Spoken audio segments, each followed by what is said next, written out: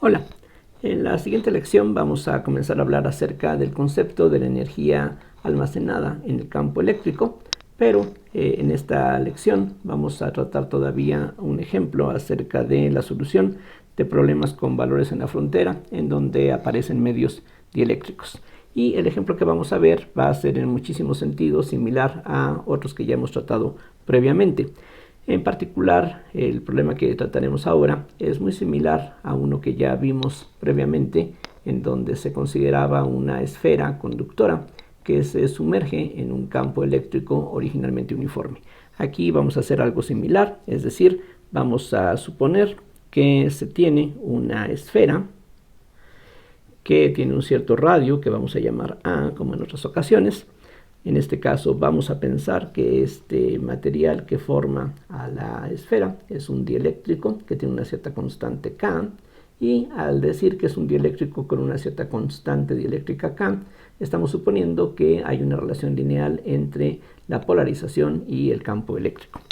Y vamos a suponer que esta esfera se coloca en un campo eléctrico que originalmente era uniforme, lo cual quiere decir que a grandes distancias de esta esfera el campo se va a volver a ver prácticamente como algo uniforme, y es algo que vamos a tomar en cuenta al momento de considerar las condiciones de frontera. Entonces lo que podemos esperar es que de alguna manera se induzca carga dentro de esta esfera y esa carga produzca un campo que se va a superponer con el campo original, que tenía una cierta intensidad E sub 0, y ahora pues no sabemos exactamente qué forma vayan a adoptar las líneas de campo. A diferencia de lo que ocurría en el caso de un conductor, aquí ya no necesariamente el campo eléctrico tiene que ser perpendicular a la superficie. Recuerden, en un conductor el campo eléctrico dentro del conductor en situaciones estáticas tiene que ser cero, ahí el campo, y el campo en la superficie de un conductor tiene que ser perfectamente perpendicular, cosa que ahora ya no tendría por qué satisfacerse. Entonces, como en otros problemas, lo que va a ser conveniente es escoger el origen en el centro de esta esfera y el eje Z coincidiendo con la dirección del campo eléctrico original. Entonces, aquí va a ser necesario considerar dos expresiones para el potencial. Entonces vamos a tener un phi interior dentro de la esfera y un phi exterior para los puntos que se encuentran afuera de esta esfera. Al igual que en el caso de la esfera conductora, lo que esperamos es que cuando la R tiende a infinito, el potencial en el exterior, por supuesto, debe de tender a menos E0 por Z, es decir, menos E0 R coseno de teta, de tal forma que menos el gradiente de esta expresión corresponda precisamente a un campo eléctrico en la dirección Z positiva de intensidad E0.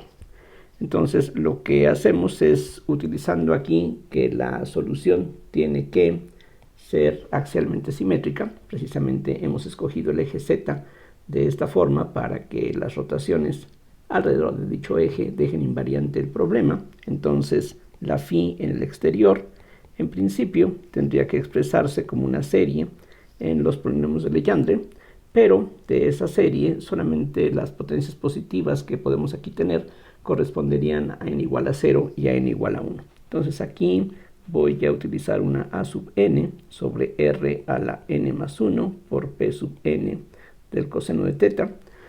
Todos estos términos, cuando la r tiende a infinito, tienden a 0, así es de que a grandes distancias no los notaríamos, y lo que tendríamos adicionalmente es menos E0 r coseno de teta más alguna constante que podemos llamar, pues por ejemplo, C mayúscula, si no necesitamos este símbolo para algún otro propósito. Recordemos que el coseno de teta es lo mismo que la p sub 1 del coseno de teta, cosa que más adelante vamos a ocupar. Por otro lado, en el interior de la esfera, lo que tenemos que utilizar es algo similar, es decir, que el potencial tiene que satisfacer la ecuación de Laplace también. Aquí simplemente, antes de continuar, comento qué es lo que estamos utilizando. En la parte exterior se supone que estamos hablando de vacío. Aquí solamente tenemos esta esfera, que es un medio material con una cierta constante dieléctrica. Aquí afuera lo que tenemos es vacío, no hay cargas, excepto quizá a distancias muy grandes que están produciendo este campo eléctrico uniforme, pero en toda esta región la carga de cualquier tipo es igual a cero, y por eso es que el potencial tiene que satisfacer la ecuación de Laplace, y ya sabemos que cuando hay simetría axial, las soluciones de la ecuación de Laplace se pueden expresar de una forma parecida a esta, aunque como ya dije, estamos aquí excluyendo otras potencias de R más altas que a grandes distancias serían dominantes. En el caso del interior de la esfera, el argumento es un poquito diferente. Aquí hay quizá una cierta carga de polarización que tendríamos como resultado justamente de la polarización que se va a producir dentro de este material. Así es de que allí lo que vamos a utilizar es que dentro de la esfera la densidad de carga libre vale cero. Es decir, aquí estamos pensando que esta esfera está descargada, simplemente metemos esta esfera dieléctrica en este campo originalmente uniforme, y entonces lo que tiene que ocurrir es que la densidad de carga libre, recordemos, tiene que ser lo mismo que la divergencia de D. Aquí estamos pensando la D en el interior, y eso es lo mismo que la divergencia de epsilon por E. Recuerden que si estamos pensando en un medio que se llama lineal, en donde hay una relación de proporcionalidad entre la polarización y el campo eléctrico, pues lo mismo ocurre entre la D y la E. Entonces la relación que existe entre el desplazamiento dentro del material y el campo eléctrico en esa región es precisamente la permitividad de ese medio, y suponiendo que esta esfera está hecha de un material perfectamente homogéneo, la epsilon va a ser la misma en todos los puntos, así es que se puede sacar de la nabla. Esto entonces sería lo mismo que menos epsilon por el laplaciano de la phi interior, donde ya estoy utilizando el hecho de que el campo eléctrico en el interior o en el exterior se puede expresar en términos de el potencial correspondiente. Entonces el campo en el interior es menos el gradiente del potencial en el interior. Entonces eso es lo que tendríamos. Como la densidad de carga libre, repito, estamos suponiendo que vale 0 dentro de la esfera. Entonces aquí de nuevo llegamos a que el potencial tiene que ser solución de la ecuación de Laplace, y entonces eso nos dice que debido a la simetría axial que aquí tenemos, el potencial en el interior tiene que expresarse también como una serie, pero en este caso lo que necesitamos son solamente potencias positivas de la R, porque en R igual a 0 las potencias negativas serían divergentes. Es decir, términos como este aquí en el interior no son aceptables porque precisamente en R igual a 0 nos darían una contribución infinita, y aquí no hay ninguna razón para suponer que tuviésemos un potencial o un campo eléctrico infinito en el origen. Aquí solamente falta agregar los polinomios de Legendre, y ya con esto pues tenemos todo lo que se necesita para la parte interna. Lo que falta ahora es utilizar las condiciones de frontera que tienen que satisfacerse justamente en la frontera entre esas dos regiones, es decir, en R igual a A. Entonces, las condiciones de frontera, recordemos, consisten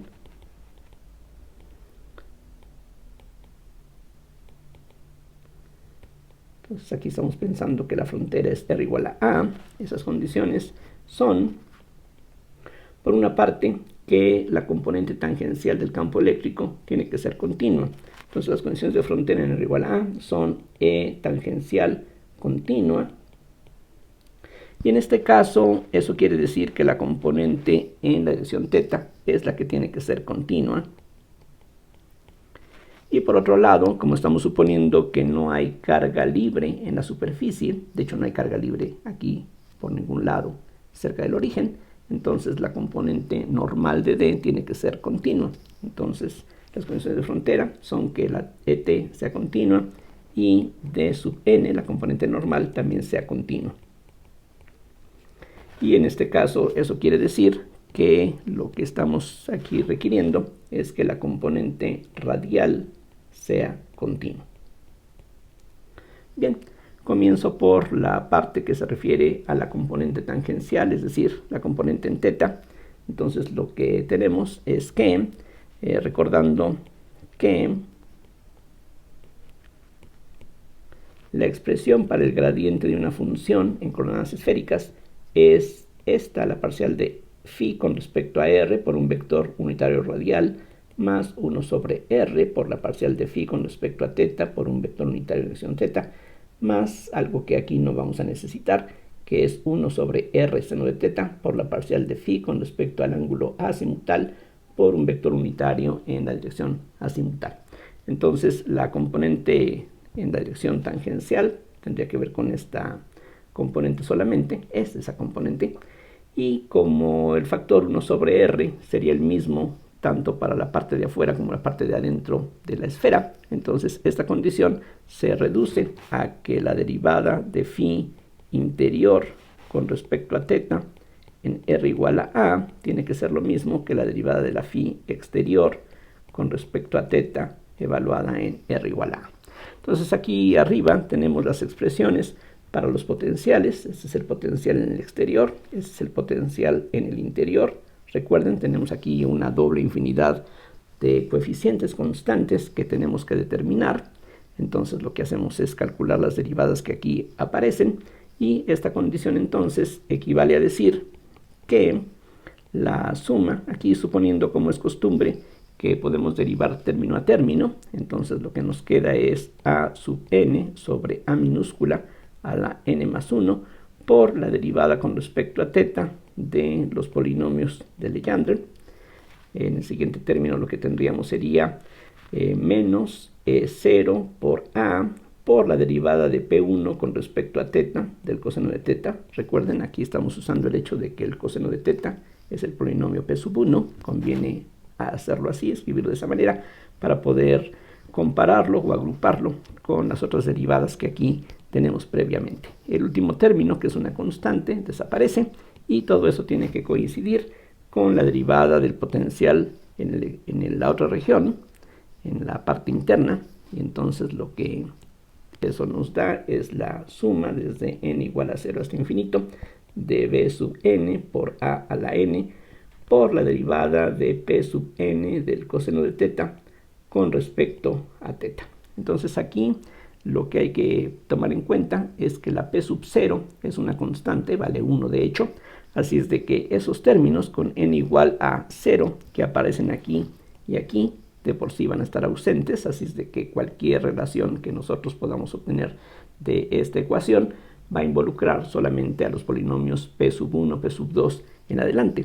Entonces lo que se deduce de esta igualdad, es decir, pensando que la continuidad tiene que satisfacerse en todos los puntos de la superficie, es decir, aquí estamos imponiendo que la r sea a, pero θ es cualquier ángulo entre 0 y pi sobre 2. Entonces esto pues aquí lo recalco, esto tiene que ser cierto para todo θ, y eso entonces implica que los coeficientes tienen que ser 1 por 1 iguales entre sí para n igual a 1 en adelante. Entonces lo que nos queda es que esto implica que a n sobre a la n más 1 debe ser igual a b sub n por a la n para n igual a 2, 3 en adelante, mientras que el caso con n igual a 1 es algo que se tiene que tratar separadamente, porque aquí aparece en esta suma un término con n igual a 1, aquí aparece este término por separado.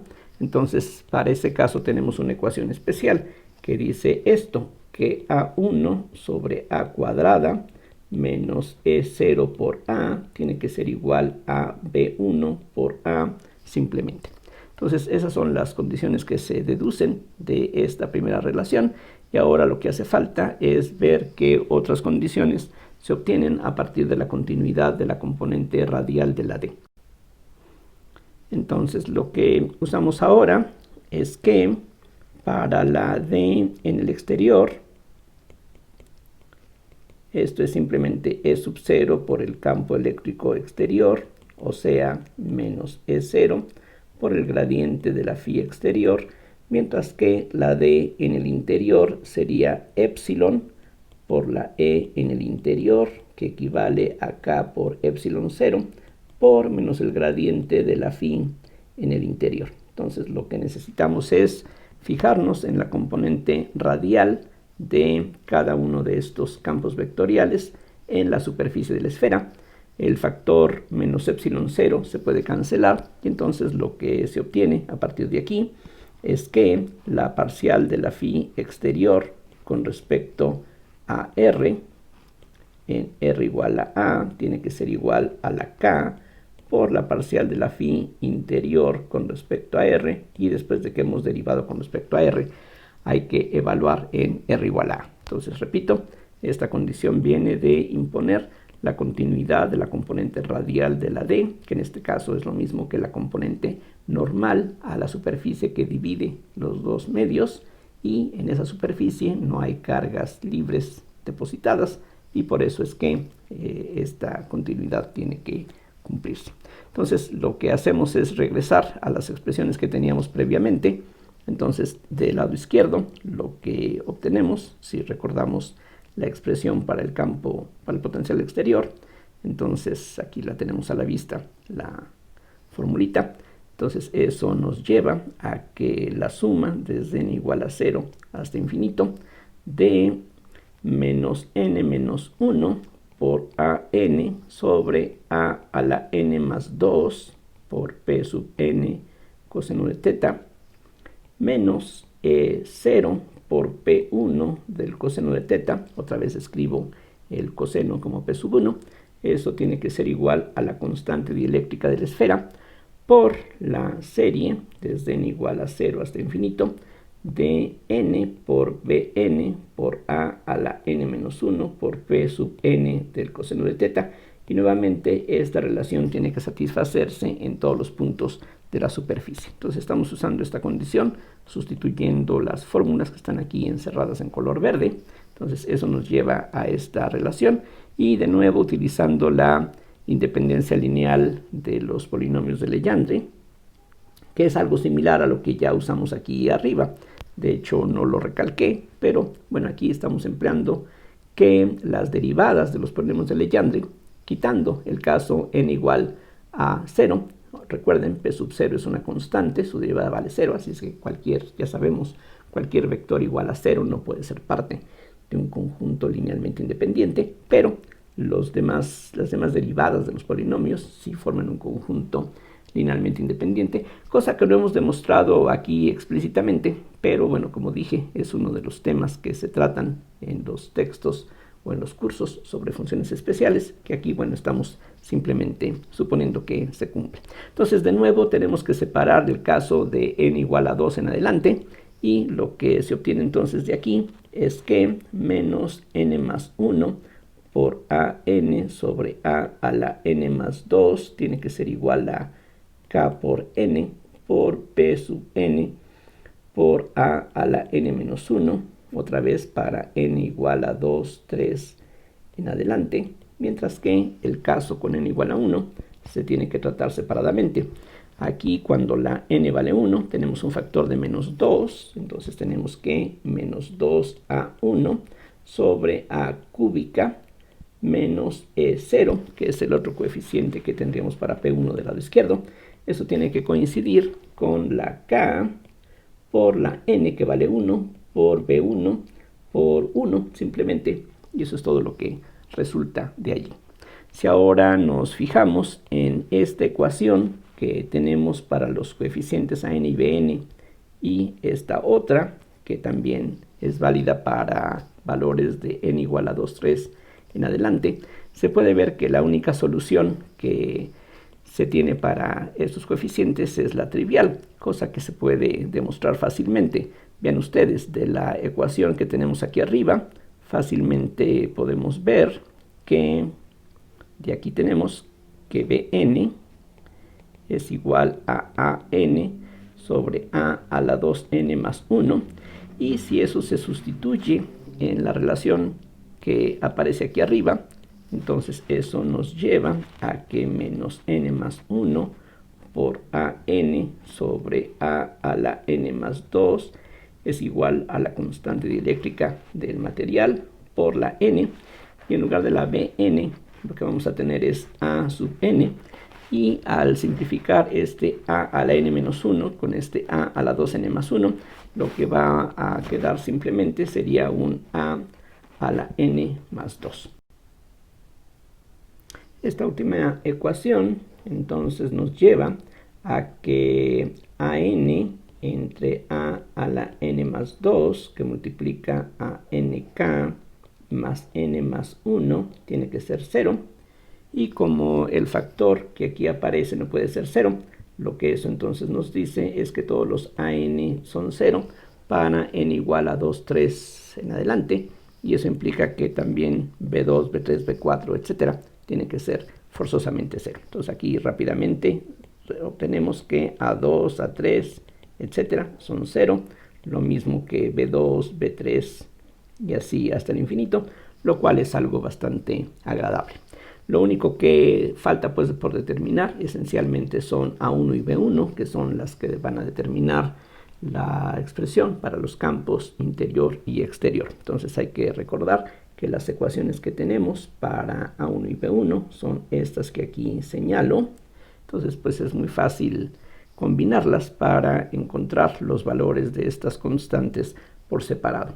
Por ejemplo, de la ecuación que tenemos allá arriba, lo que se obtiene es que B1 sería igual a A1 sobre A cúbica menos E sub 0, y eso entonces, al sustituirlo en esta otra relación, nos dice que menos 2A1 sobre A cúbica menos E0 tiene que ser igual a la constante dieléctrica K por la B1. Eso entonces nos da A1 sobre A cúbica menos K por E0.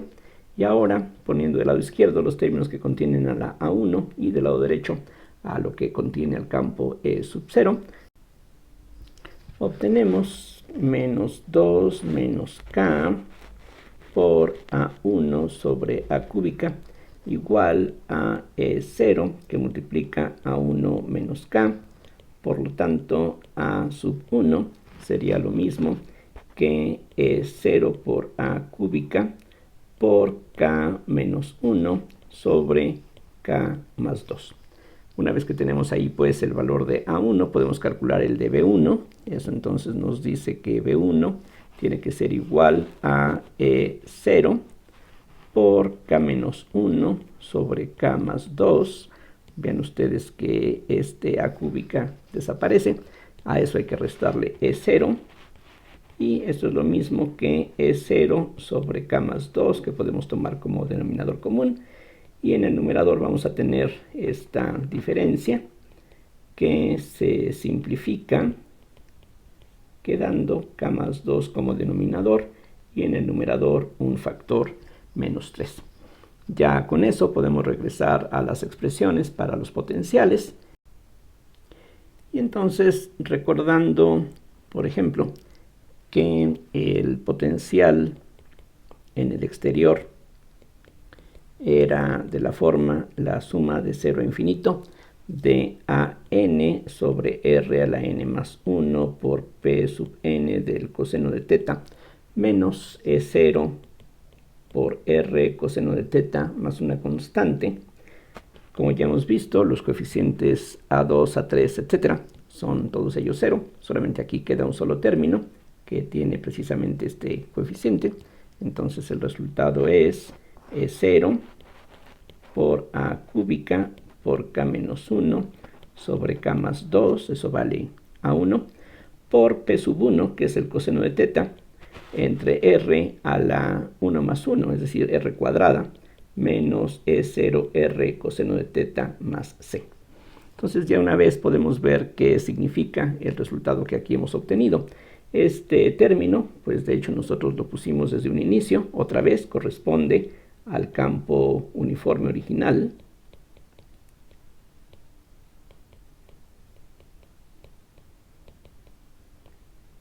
El último término de la constante no produce ningún campo eléctrico, mientras que esta primera parte, noten ustedes que es una constante que multiplica al coseno de teta sobre r cuadrada, y esto último debemos de reconocerlo como el potencial de un dipolo puntual colocado en el origen alineado con el eje z. Entonces este término sería algo que corresponde